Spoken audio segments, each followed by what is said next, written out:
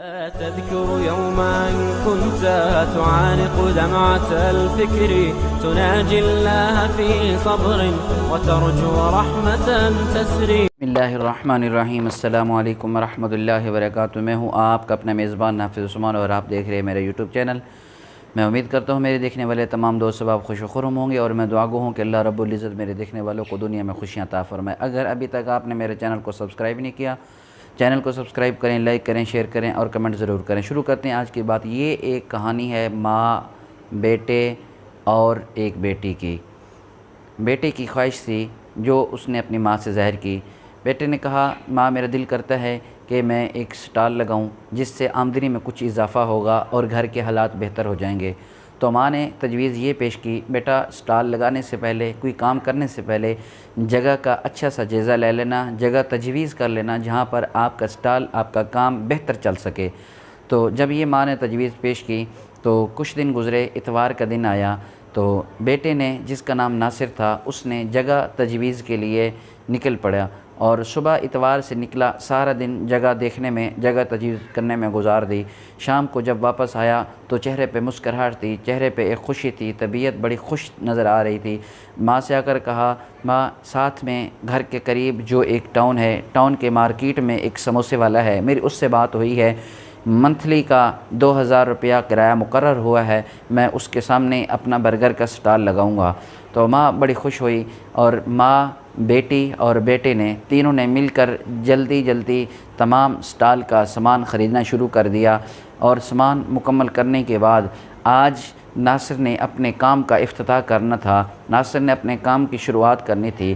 تو کام شروع کرنے سے پہلے ماں نے کہا بیٹا کام شروع کر رہے ہو لیکن نماز کبھی قضا نہ کرنا، نماز جماعت سے ادا کرنا، اللہ تمہارے رزق میں برکتیں ڈال دے گا. تو جب یہ ماں نے نصیحت کی، بیٹے نے اپنی ماں کے اس نصیحت کو اپنے پلوں سے باندھ لیا. چنانچہ کام کا افتتاح ہو گیا. سب سے پہلے گھر والوں نے 12 کباب بنائے اور جب دکان کی افتتاح ہوئی، دکان کے پہلے دن تھے تو 6 برگر سیل ہو گئے. یعنی کہ جب کام سٹارٹ ہوا تو 6 برگر پہلے دن ان کی آمدنی تھی، ان کی سیل تھی. تو چنانچہ نماز کا وقت ہو جاتا تھا. اب ماں کی نصیحت پر بھی عمل کرنا تھا، نماز قضا کر کے نہیں پڑھنی تھی، نماز کو اپنے وقت پہ ادا کرنا تھا. تو جب کچھ دن گزرے، کچھ عرصہ گزرا، مارکیٹ والوں نے، دکانداروں نے اس ناصر بھائی کے اس معمول کو دیکھا کہ جب نماز کا وقت ہو جاتا اپنا وہ توا لپیٹ کر، انڈے، کباب، برگر لپیٹ کر وہ سموسے والے کی دکان کے اندر رکھ دیتا اور خود نماز کے لیے نکل جاتا. تو دکان والوں نے، مارکیٹ والوں نے ایک بڑا عجیب معاملہ دیکھا کہ جب ایک گاہک آتا ہے اس گاہک کو ٹال دیتا ہے یا اس گاہک سے انتظار کرواتا ہے. تو انہوں نے دل میں سوچا کہ اس طرح تو دکانداریاں نہیں نہ چلتی، اس طرح تو گاہک خراب ہو جاتے ہیں کہ جب دکان پر گاہک آئے اس کو ہم تھوڑا انتظار کروائیں یا اس کو ہم ٹال مٹول کر کے چلے جائیں. اس طرح تو دکانداریاں نہیں چلتی. بڑے حیران ہوئے، بھئی عجیب دکاندار آیا ہے، ابھی تھوڑی دیر ہوتی ہے دکان چلانے کے لیے، پھر اذان ہوتی ہے، پھر چلا جاتا ہے. چنانچہ وہ دل میں مطمئن تھا کیونکہ میری ماں کی وصیت اور میری ماں کی نصیحت تھی کہ جب نماز کا وقت ہو، نماز کو قضا کر کے نہیں پڑھنا، نماز کو اپنے وقت پر ادا کرنا، اللہ اس سے اپنے کام میں برکت ڈال دے گا. چنانچہ عرصہ گزرا، کچھ دن گزرے اور اب یہ تھا کہ آمدنی کے اندر تھوڑا سا اضافہ ہو گیا. برگر جہاں پہ 6 سیل ہوتے تھے وہاں پہ 10 سیل ہونا شروع ہو گئے. اب دکان کی جو آمدنی تھی وہ زیادہ ہو گئی، یعنی کہ منافع کم ہوتا تھا، باقی اخراجات پورے ہو جاتے تھے، جتنا بھی خرچہ ہوتا تھا وہ پورا ہو جاتا تھا، منافع کم ہونے لگا. کچھ عرصہ گزرا، ایک دن ایک ایسا آیا کہ چنانچہ کیونکہ وقت بھی تھوڑا تھا، شام 4 بجے سے 9 بجے تک ناصر بھائی کا سٹال لگتا تھا. ناصر بھائی شام 4 بجے سے 9 بجے تک اپنے برگر کا سٹال لگاتے تھے، اپنے برگر کا کام شروع کرتے تھے. تو اس تھوڑے سے وقت میں 3 نمازیں بھی آ جاتی تھی.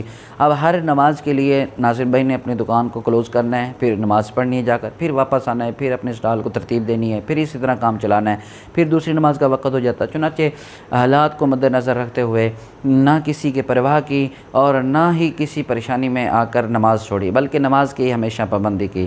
چنانچہ کچھ عرصہ گزرا، ایک دن ایسا آیا کہ مغرب کی اذان کا وقت ہوا.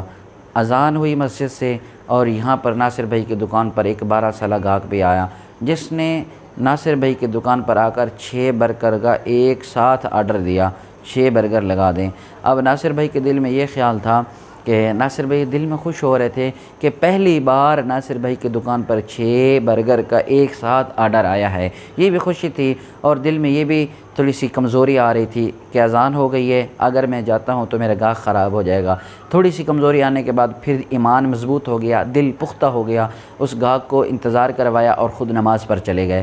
نماز کے بعد اب واپس ہوئے، دل میں یہ سوچ رہے تھے کہ شاید میرا گاہک خراب ہو گیا ہے، شاید میرا گاہک چلا گیا ہوگا، لیکن دل میں یہ مضبوطی بھی تھی کہ میں نماز پڑھ چکا ہوں۔ جب واپس آئے تو واقعی گاہک چلا گیا تھا، وہ 12 سال کا بچہ نظر نہیں آیا۔ لہٰذا جب نماز ہو گئی، ناصر بھائی نے اپنا سٹال دوبارہ شروع کر دیا، کام دوبارہ شروع ہو گیا، گاہک آتے رہے، 6 برگر کے آرڈر ہو گئے۔ اب اس کے بعد کیا تھا کہ برگر بن بھی ختم ہو گیا۔ جب ناصر بھائی نے برگر بن والوں کو فون کیا تو انہوں نے آدھے گھنٹے کا ٹائم مانگا۔ آدھے گھنٹے ٹائم مانگنے کے بعد انہوں نے کہا کہ ہم آپ کا برگر بن جو ہے وہ آپ کی دکان پر پہنچا جائیں گے۔ اب ناصر بھائی نے فون کاٹا اور ساتھ میں وہ 12 سالہ بچہ جو مغرب کی اذان کے وقت آیا تھا وہ دوبارہ آیا۔ جب ناصر بھائی نے اس بچے کو دیکھا تو مسکراہٹ شروع ہو گئی اور جو طبیعت تھی وہ کھل اٹھی، مزاج خوش ہو گیا کہ آج تو میرے گاہک آ گیا ہے، آج میرے پھر وہی برگر کے آرڈر ہوں گے۔ اب جب وہ بچہ آیا تو اس نے 6 برگر کی جگہ 10 برگر کا آرڈر دیا، بھائی مجھے 10 برگر لگا کر دیں۔